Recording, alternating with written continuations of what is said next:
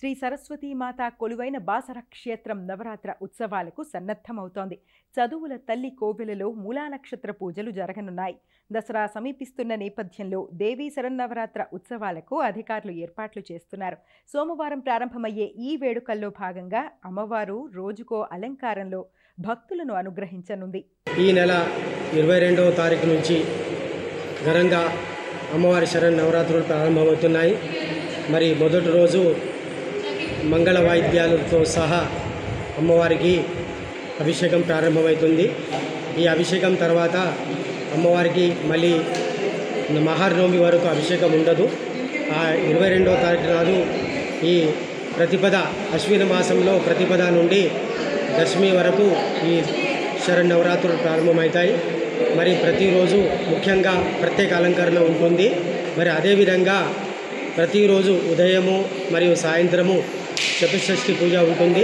మరియు మహర్నవమి నాడు అమ్మవారికి ఘనంగా పూర్ణావతి జరుగుతుంది. పూర్ణావతి తర్వాత 10వ రోజు అమ్మవారికి పల్లకి సేవ ఉంటుంది. అదే నాడు శమీ పూజ చేస్తారు. ఆ శమీ పూజ చేసిన తర్వాత అమ్మవారికి ఉత్సవాలు ముగుస్తాయి. శృంగేరి పీఠాధిపతి శ్రీ భారతీతీర్థ మహాస్వామి, శ్రీ విధుశేఖర భారతీతీర్థ మహాస్వామి వార్లను వేములవాడ ఎమ్మెల్యే ప్రభుత్వ విప్ ఆది శ్రీనివాస్, ఈవో రమాదేవి, అర్చకులు ఉమేష్, శరత్ కలిశారు. వేములవాడ రాజన్న దేవాలయ విస్తరణ పనులను స్వామివారికి వివరించారు. తెలంగాణ విజయయాత్రలో భాగంగా వేములవాడ రావాలని కోరుతూ ఆహ్వాన పత్రికను అందజేశారు.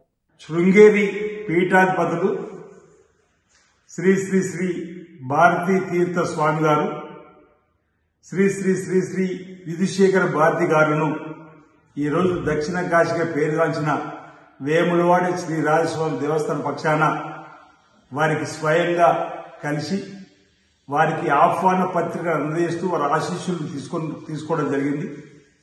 వచ్చే మాసంలో వారి విజయ యాత్రలో భాగంగా తెలంగాణకు వస్తున్న క్రమంలో వేములవాడ దేవాలయానికి రావాలని స్వయంగా కోరడంతో పాటు తెలంగాణ రాష్ట్ర ప్రభుత్వం గౌరవ ముఖ్యమంత్రి శ్రీ రేవంత్ రెడ్డి గారి నాయకత్వంలో వేములవాడ ఆలయాన్ని, పట్టణాన్ని అభివృద్ధి పద్ధతుల్లో తీసుకుపోతున్నటువంటి అంశాలను చెబుతూ వేములవాడ ఆలయాన్ని దర్శించుకొని స్వామివారికి అభిషేకం చేసి అక్కడ భక్తులను ఉద్దేశించి వారి యొక్క ప్రవచనాలు చెప్పడంతో పాటు ఆలయ విస్తీర్ణానికి సంబంధించినటువంటి తగు సూచనలు, సలహాలు వారి యొక్క ఆలోచనకు అనుగుణంగా ముందుకు పోవడానికి కోసం వారి ఆశీస్సులు అందేయాలని చెప్పని కోరడం జరిగింది.